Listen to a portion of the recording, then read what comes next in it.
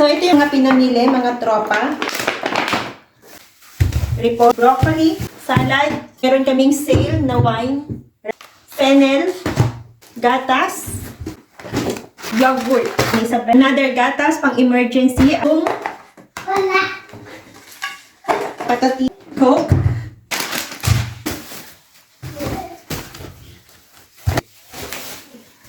Tataka kayo kung bakit ang dami kong orange. Ito ay pang juice ni Isabela. Ito naman is gusto ko din kasi yung kinakain na orange. So medyo malalaki itong kinuha ko na yan. Masala. Ito karne. Karne. Egg. Sibuyas.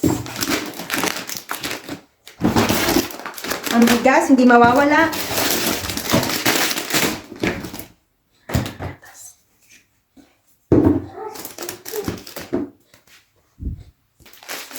Tinapay, ginagawa din namin siyang pang-breakfast at minsan ay pambaon namin. Pambaon ko sa trabaho, pambaon ni Tropa at pambaon ni Isabela. Crackers, pag wala kaming tinapay, pang-lechon.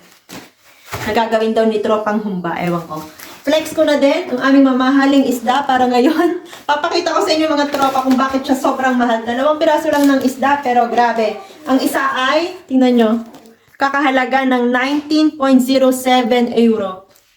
Almost 20 euro mga katropa. Sa mga tropa, yung isang isda, ang tawag nito ay orata. Lagay mo lang yan sa oven, masarap na. Ito yung sinasabi ko mga katropa. Ginto ang presyo. Wow! Ang tawag nito ay dito, rombo. Hindi ko alam ang tawag niyan sa Pilipinas. Sobrang mahal ng isda na to. Bihira lang din kaming kumain. Almost 30 euro ang kilo. So yan, mamaya papakita din namin sa inyo kung paano siya lulutuin. Ang tubig na hindi mawawala sa aming pamimili tuwing linggo. So ngayon, magkano ba ang aming nagastos para sa lahat ng aming napamili? For the whole week. Sharon. Redelete natin. 112 and 40 cents euro. Yeah. Blurred. Ayan. So ito lang, hindi nagkakalayo ang aming presyo every week. Almost 100, 110, 120. Kasi sa sobrang mamahal na din talaga ng mga pamilya.